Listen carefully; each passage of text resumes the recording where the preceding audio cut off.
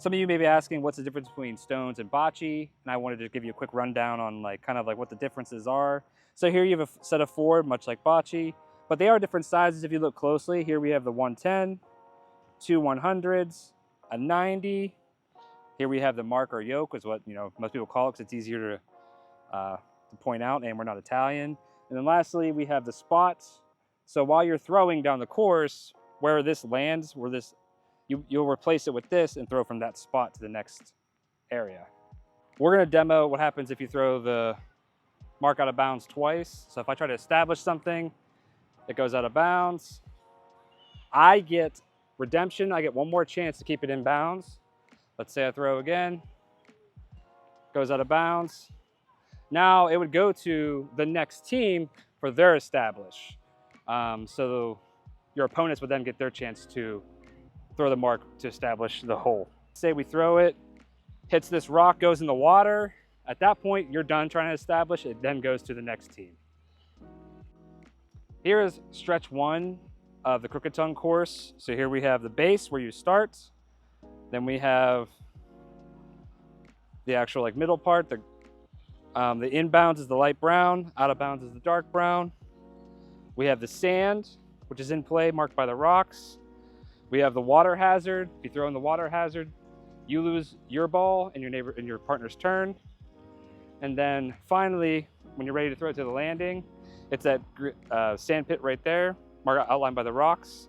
And there's 5 of these per course. Here we have the base of a hole for stones, outlined by the rocks. So as long as both feet are inside this, you're good to throw towards any part of the hole. So you can stand here, the feet together. You can stand back here. As long as I'm in here, it's fine. And to start a hole, you get the yoke. We're going to toss it just down the first stretch.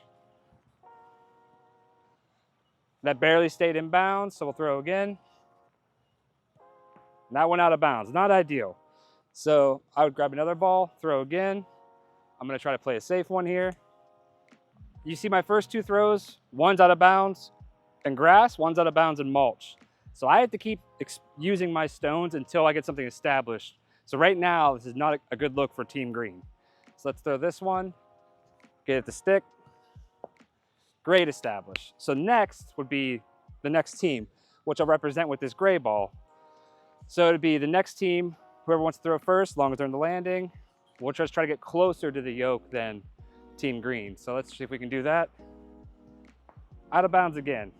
Team Gray's first throw went out of bounds. They will throw all their stones until they get closer to Team Green. If they never get closer to Team Green, then the green team has last throws, and that's when they can knock the balls out of bounds or just try to throw closer. So it is a big strategy. So let me just get this to stick. So right now, gray is closer. So green would go again. Green has one more stone. I'm gonna try to knock that gray stone out. And as you can see now, green's out of stones. Gray has 2 more. So this is all gonna be good for Team Gray. So let me just get one closer to. All right, things are looking grim for Team Gray. All right, if this was being scored, there's 1 stone in play, and it is that one green one. As you can see, this could have went so many different ways, but that's how it shook down. So this, at the end of the first stretch, would be 1 green. Okay, so when you come to a stones course, typically there's water hazards around. Water hazards are your worst enemy for stones, because that means whether you're throwing the mark or a stone, if it goes in the water, you lose that ball for that round. So say you're throwing and it's a 2v2 tournament, your stone goes in the water, you lose that stone and your partner does not get their turn.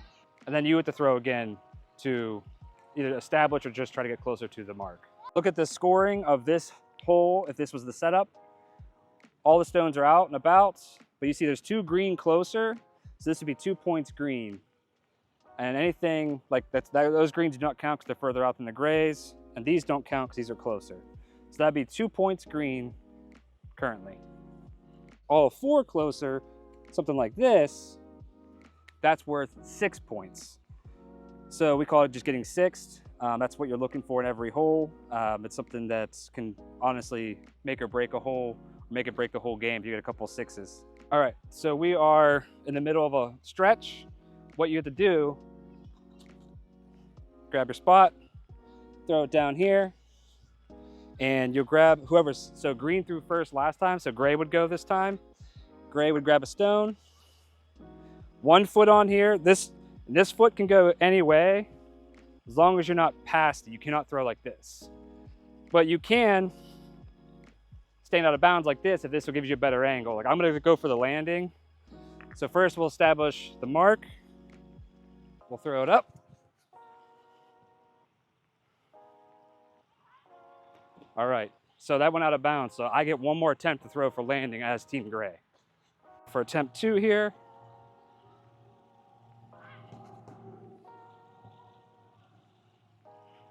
All right, so that's in play.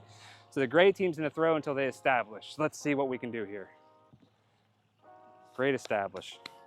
So now green has to go until they can get better. This hole's done because this is the landing, and we would tally up the points from this.